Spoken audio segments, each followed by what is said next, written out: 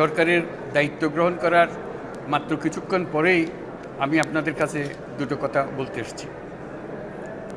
আজ দ্বিতীয়বার যারা স্বাধীনতার স্বাদ আমাদের সকলের জন্য সম্ভব করল, সেই বৈষম্য বিরোধী ছাত্র আন্দোলনের শহীদ ছাত্র জনতা এবং এতে আহত অসংখ্য আন্দোলনকারীকে স্মরণের মাধ্যমেই দেশবাসীকে আমি কিছু কথা বলতে চাই।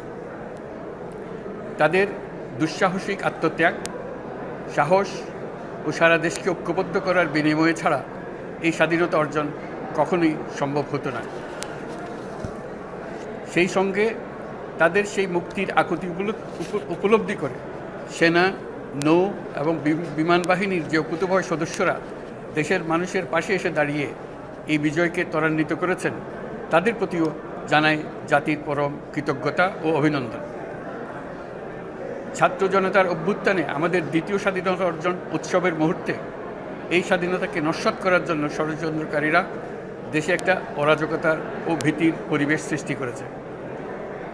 অরাজকতা আমাদের শত্রু, একে দ্রুত পরাজিত করতে হবে। এই মুহূর্তে সরকারের প্রথম কর্তব্য হিসেবে আমরা এই ষড়যন্ত্রকারীদের কঠিন হাতে দমন করব। স্বাধীনতার মুক্ত বাতাস যেন প্রত্যেকে বুক ভরে নিতে পারে, এই নিশ্চয়তা দানেই আমাদের সরকারের প্রথম পরিস্থিতি। এই ব্যাপারে দেশবাসীর সহযোগিতা কামনা করছি।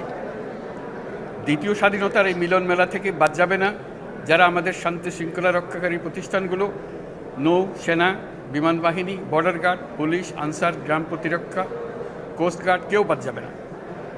অন্য সবার মতো তাদের প্রত্যেক সদস্য আজ উপরওয়ালার আইন বহির্ভূত জবরদস্তিমূলক হুকুম থেকে মুক্ত।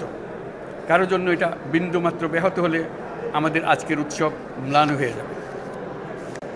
প্রচণ্ড নিষ্ঠুর পতিত স্বৈরাচারী সরকার এসব প্রতিষ্ঠানকে দিয়ে ক্ষমতা কুক্ষিগত করে রেখেছিল। আমরা তার এই প্রচেষ্টা ব্যর্থ করে প্রতিষ্ঠানগুলোর হারানো গৌরব ফিরিয়ে আনব। এই ঘৃণ্য চেষ্টায় ব্যবহৃত হয়ে যারা অপরাধ সংগঠিত করেছে তাদেরকে আইনানুগ বিচারের মাধ্যমে শীঘ্রই উপযুক্ত শাস্তি দেওয়া হবে। একই কথা দেশের সকল মন্ত্রণালয়, সংস্থা, শিক্ষা প্রতিষ্ঠান, নানা কর্মক্ষেত্রের জন্য প্রযোজ্য। সর্বত্র অপরাধীর বিচার হবে। আজ প্রত্যেকটি প্রতিষ্ঠান ও তার সদস্যরা নিজ নিজ কর্তব্য পালন করার মাধ্যমে দ্বিতীয় স্বাধীনতাকে উপভোগ করবেন, দেশকে গৌরবের শীর্ষে নিয়ে যাবেন এবং দেশবাসীকে এবং জগৎবাসীকে উপভোগ করার সুযোগ করে দেবেন। আমি জাতির পক্ষ থেকে প্রত্যেকে নির্ভয়ে আনন্দ চিত্তে নিজ নিজ কর্মস্থলে নিজ নিজ সামর্থ্য নিয়ে এগিয়ে আসতে অনুরোধ করছি। দেশের সকল মানুষকে আজ স্বাধীন, নির্ভয়, নিরুদ্বেগ থাকার জন্য নিশ্চয়তা দেওয়ার জন্য আমাদের ছাত্র শহীদরা প্রাণ দিয়েছেন।